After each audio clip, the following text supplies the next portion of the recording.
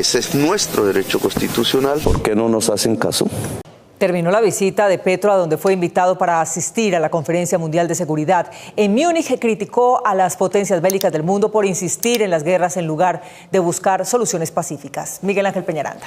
Mónica, antes de subirse al avión, el presidente aprovechó para hablar sobre temas locales, entre ellos la elección del fiscal general y la petición de la oposición para retirar a Colombia de los convenios internacionales.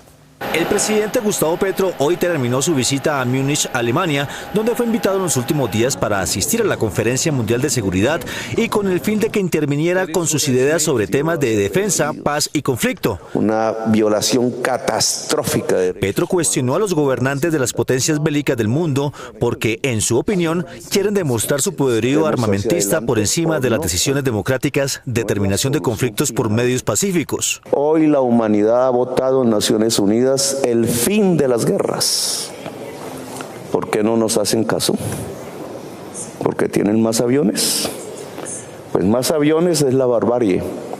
Más votos es la democracia, la civilización y la humanidad. Petro hoy confirmó en su cuenta de X que se refería a la posición de la vicepresidenta de Estados Unidos, Kamala Harris, en la conferencia en la cual ella hizo una declaración de defensa del mundo occidental. Ayer la conferencia, que era sobre seguridad humana, derivó en el discurso de la vicepresidenta de los Estados Unidos a más de lo mismo, una demostración de la fuerza bélica. El jefe de Estado colombiano también sostuvo reuniones privadas con Josep Borrell, comisionado de Asuntos Exteriores de la Unión Europea, y con el canciller de Alemania, Olaf Scholz.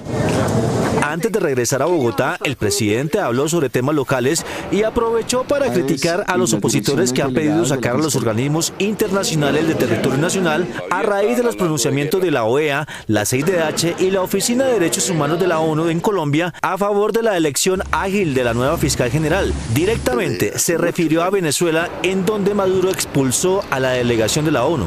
La posición mía desde hace muchos años, décadas, porque además yo estoy vivo es por ellos, es la defensa de un sistema interamericano de derechos humanos y de justicia. Aprovechó la coyuntura para volver a tocar el asunto de la elección por parte de la Corte Suprema de la mujer que liderará la Fiscalía en los próximos 4 años. Hemos presentado, por tanto, una terna de personas muy decentes, mujeres, con experiencia. Ese es nuestro derecho constitucional y hay una obligación de la Corte de escoger dentro de esas personas. Confirmó que no puede interpretarse como presión la exigencia de la Corte de que cumpla con la Constitución. Eso no se llama presión, esa es la orden de la Constitución. La presión viene de la Constitución. Y en esa medida respetamos la Constitución de Colombia. Antes de abordar el avión que lo trae de regreso al país, Petro también aludió al retiro del gabinete de la ministra del Deporte relacionado con la pérdida de la sede para Colombia de los Juegos Panamericanos 2027. Allá alguien cometió un error, desde el año pasado ella me lo contó. Sabíamos de antemano que eso iba a costar el ministerio. A su regreso, el mandatario anunciará el nombre del nuevo titular de la cartera de deporte y podría revelar otros nombramientos.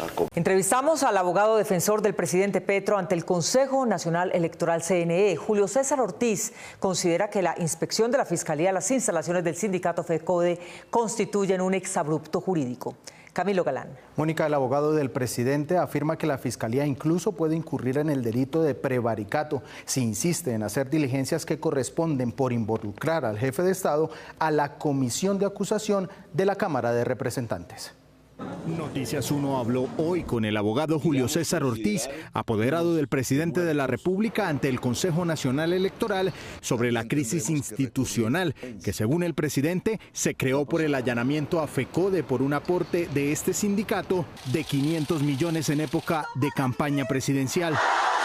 El defensor del presidente afirmó que el allanamiento de la Fiscalía no tiene que ver con el proceso que se sigue en el Consejo Electoral sobre topes de gastos en campaña. Nos parece que ciertamente ese hecho ha generado profundas contradicciones y confusión en todo el país, animando a los adversarios del gobierno a pronunciarse de manera extraña la institucionalidad. Para el apoderado del presidente Julio César Ortiz es un desatino, toda vez que promovió esta inspección sin tener competencia para investigar al presidente. Que la Fiscalía General de la Nación está incurriendo en una serie de despropósitos al promocionar esta diligencia que evidentemente puede corresponder a alguna investigación penal de aforados. Y calificó como despropósito jurídico que se diga que un partido político no puede recibir donaciones. Considerar, antes de que el Consejo Electoral defina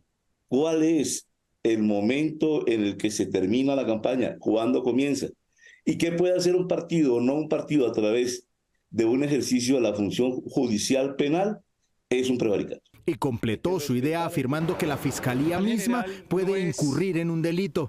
Si la Fiscalía pretende esa interpretación, pues se irá a enfrentar con nosotros en el Consejo Electoral y desde luego en otros escenarios, porque eso sería un prevaricato. El apoderado Ortiz finalmente aseguró que la defensa del presidente está tranquila porque no hay ilegalidad en la campaña. Aunque estaba atento al desorden callejero, el presidente Petro tuvo un día con agenda internacional y nacional que lo ocupó varias horas. Miguel Ángel Peñaranda. Mónica, esas horas presidenciales se ocuparon el jueves en la mañana con los miembros del Consejo de Seguridad de las Naciones Unidas, en la tarde con el seguimiento a los sucesos frente a la Corte Suprema y su coordinación con el general Salamanca, y continuaron ayer viernes con su primera reunión con los 32 gobernadores del país.